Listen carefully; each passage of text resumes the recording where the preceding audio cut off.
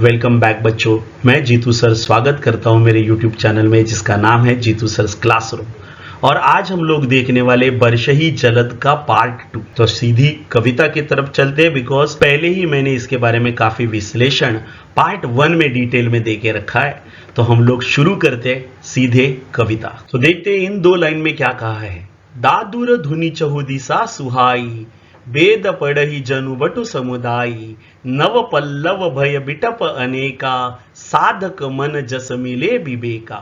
दादुर मतलब मेंढक, बटु मतलब छात्र, छात्र मतलब स्टूडेंट, समुदाय मतलब ग्रुप, बिटप मतलब वृक्ष और साधक मतलब भक्त। धुनि मतलब आवाज, चहुदिशा मतलब चारों दिशाओं में, नव पल्लव मतलब नए पत्ते और विवेक, विवेका मतलब विवेक, विवेक मतलब इंसान के अंदर जो अच्छे बुरे की समझ होती है वो। तो क्या कहा है इन दो लाइन में देखते हैं हम लोग। बरसात के दिनों में आपने देखा होगा बच्चों की चारों ओर मेंढकों के टर्राने की आवाज सुनाई देती है। चारों ओर मेंढक टर्राने लगते हैं। एक मेंढक टर्राता है तो साथ साथ उसके साथ बाकी सारे मेंढक भी टर्राने लगते हैं। तो इन मेंढकों के टर्राने की आवाज सुनकर ऐसे लगता है कि किसी पाठशाला में सारे के सारे बच्चे एक साथ मिलकर पढ़ाई कर रहे हैं। सब लोग मिलके बोल रहे हैं two one two, two two जा फोर। तो सारे लोगों की आवाज एक साथ सुनाई दे रही है। अब दूसरे लाइन में क्या कहा है देखिए। नव पल्लव भय बिटप अनेका, साधक मन जस मिले विवेका। पेड़ों पर जो नए नए पत्ते आते हैं तो उन नए नए पत्तों को प्राप्त करने के बाद पेड़ बेहद सुंदर दिखने लगता है। उसी प्रकार साधक मतलब भक्त का मन विवेक प्राप्त करने के बाद सुंदर बन जाता है। जब उसको अच्छे बुरे की समझ आ जाती है तब उसका मन और सुंदर बन जाता है। अर्क मतलब मंदार का वृक्ष। मंदार वृक्ष भी एक पेड़ नहीं होता, वो झाड़ी टाइप होता है।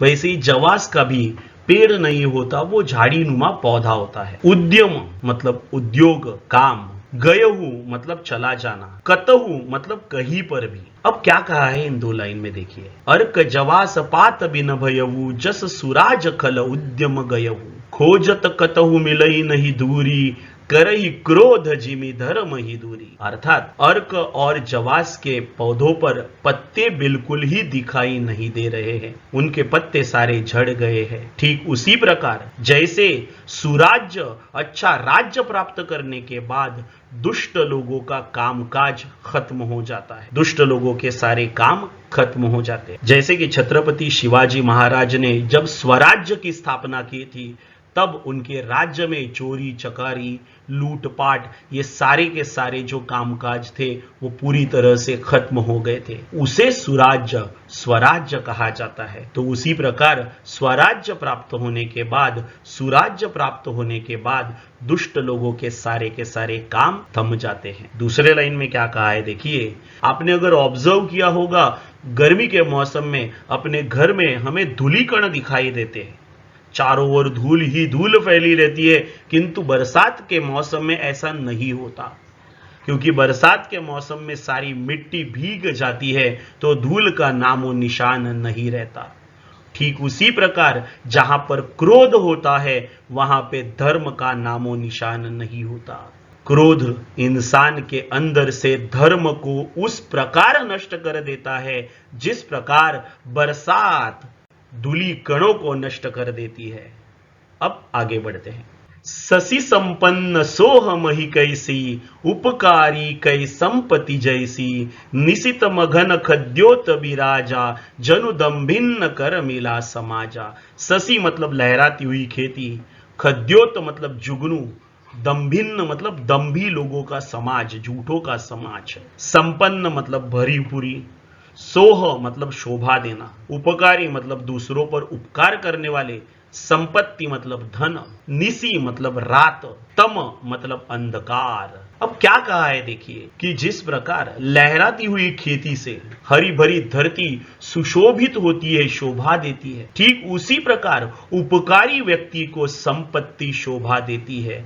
जो दूसरों की भलाई करता है उस व्यक्ति को ही पैसा, उस व्यक्ति को ही संपत्ति शोभा देती है। जैसे कि उदाहरण के तौर पे अगर हम बात करें तो टाटा, उन्होंने जैसे ही कोरोना का संकट आया, 1,500 करोड़ रुपया पीएम केयर फंड को डोनेट कर दिया। उन्होंने अलग अलग प्रकार के अस्पतालों के माध्यम से गरीब लोगों का इलाज करवाया है। तो संपत्ति ऐसे ही उपकार करने वाले व्यक्ति को शोभा देती है। अब दूसरे लाइन में क्या कहा है हम देखते हैं। निशितम घन, रात के बने अंधकार में आपने जुगनुओं को चमकते हुए देखा होगा। तो जुगनू रात के अंधकार में शोभा प्राप्त करते हैं। उन्हें देखकर ऐसे लगता है कि जैसे दम्भिन लोगों का समाज एक साथ चला आ रहा है। अब आगे के लाइंस में देखते हैं क्या कहा है। कृषि निरावही चतुर किसाना, जिमि बुध तजहि मोह मद माना, देखियत चक्र बाक खगनाही, कली ही पाई जिमि धर्म पराही। निरावही मतलब निकाल देना, अनवांटेड चीजें खेत से निकाल देना। बुध मतलब विद्वान, तजही मतलब त्याग देना, मोह मद ये इंसान के अंदर के दुर्गुण है, चक्रबाक एक पक्षी का नाम है। तो क्या कहा है देखिए, कृषि मतलब खेत। तो चतुर किसान क्या करता है कि खेत में जब अनाज उगता है तब अनवांटेड घास भी उगा हुआ रहता है। किसी के खेत में कंकड़ रहते हैं तो किसान उस अपने खेत में से उन कंकड़ों को, अनुपयुक्त घास को निकाल कर फेंक देता है, क्योंकि ये घास उसके अनाज के न्यूट्रिएंट्स खा जाती है। तो ठीक उसी प्रकार बुद्धिमान लोग भी अपने अंदर के मोह मद अभिमान जैसे दुर्गुणों को त्याग देते हैं। इन दुर्गुणों को वो अपने अंदर से पूरी तरह से निकाल देते हैं। दूसरे लाइन में क्या कहा है देखते। चक्रबाक पक्षी जिसे कहा जाता है ब्राह्मीण डक। तो चक्रबाक पक्षी बरसात के वक्त में दिखाई नहीं देता। बरसात जैसी होती है वो चक्रबाक पक्षी कहीं पे गायब हो जाता है। ठीक उसी प्रकार कलयुग आते ही धर्म गायब हो जाता है। विविध जंतु संकुल मही भ्राजा, प्रजा बाढ़ जिमि पाई सुराजा, जह तह रहे पथिक थकिनाना, जिमि इंद्रिय गण उपजे ज्ञाना। संकुल मतलब विविध प्रकार के जीवों से भरी हुई धरती, ब्राजा मतलब शोभायमान हो रही है। तो क्या कहा है देखिए, अलग अलग प्रकार के जीवों से ये धरती सुशोभित हो रही है। इस धरती पर अलग अलग प्रकार के जीव जंतु एक साथ खुशी खुशी रह रहे। उसी प्रकार जैसे सुराज्य प्राप्त होने के बाद प्रजा की वृद्धि होती है, प्रजा के सुख बढ़ जाते हैं। दूसरे लाइन में क्या कहा है देखते। काफी देर चलने के बाद पथिक मतलब पांथस्थ मतलब ही ट्रैवलर लोग थक जाते हैं, किसी पेड़ के नीचे आराम करने लगते हैं, वो आगे जाने का विचार छोड़ देते हैं। ठीक उसी प्रकार ज्ञान उत्पन्न हो जाने के बाद इंसान के इंद्रिय सारे सेंसेस जो है वो बुरे विचारों के तरफ जाना छोड़ देते हैं। कबहु प्रबल बह मारुत, जह तह मेघ बिलाई, जिमि कपूत के उपजे, कुल सद्धर्म न साही। प्रबल मतलब जोरदार, बह मतलब बहना, वो सिस्टर वाली नहीं, फ्लो होने वाली बहना, मतलब हवा बह रही है वो वाली बहना। मारुत मतलब हवा, मेघ मतलब बादल, जिमि मतलब जैसे, कपूत दुष्ट पुत्र, बुरा पुत्र, उपजे मतलब जन्म लेना, कुल मतलब अपना कुल परिवार, सद्धर्म अच्छे विचार, नसाही नष्ट हो जाना।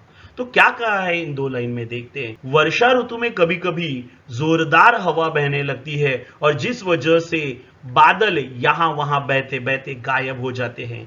ठीक उसी प्रकार अगर अपने कुल में, अपने परिवार में अगर कुपुत्र दुष्ट पुत्र जन्म लेता है तो अपना सारा धर्म जो है, अपना सारा धर्म का आचरण जो है वो पूरी तरह से नष्ट हो जाता है। कबहु दिवस मह निबिड़तम, कबहु क प्रकट पतंग, बिन सही उपजई ज्ञान जिमी, पाई कुसंग सुसंग। निबिड़ मतलब घोर, पतंग मतलब सूर्य, बिन सही मतलब नष्ट हो जाना, तम मतलब अंधकार, प्रकट मतलब प्रकट हो जाना, उपजई मतलब निर्माण हो जाना, ज्ञान मतलब ज्ञान, कुसंग मतलब बुरे लोगों की संगत और सुसंग मतलब अच्छे लोगों की संगत।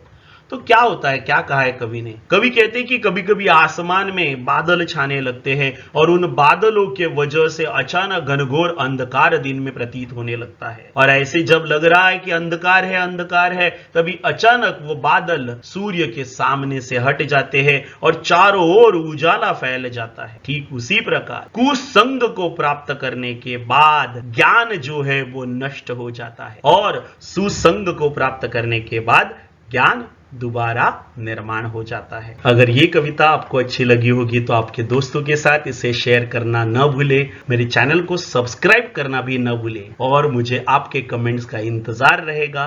तो आप अपने कमेंट्स मुझे जरूर लिखिए। इसी के साथ जय हिंद और याद रखिए, पढ़ेगा इंडिया तभी आगे बढ़ेगा इंडिया।